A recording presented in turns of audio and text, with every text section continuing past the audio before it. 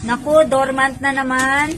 Walang pang-renew. O tingnan mo, imbes na mura lang ang babayaran natin kasi renewal lang, tapos walang hassle kasi ang kailangan lang natin ay medical certificate at saka CDE online validation certificate.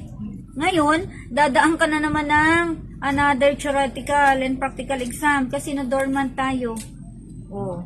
So dahil pangatlong dormant ka ngayong araw na to, meron akong question for our daily reviewer.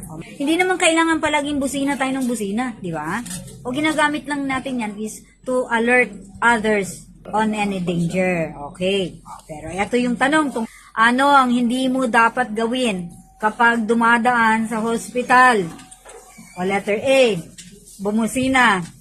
Letter B, pailawin ng headlight. O letter C, pailawin ang hazard warning light. Sa palagay mo, Hindi gagamit ng hazard. busina. Sabi ko na nga kanina, itong ating tanong ay tungkol sa busina, tapos ilaw pa sagot mo.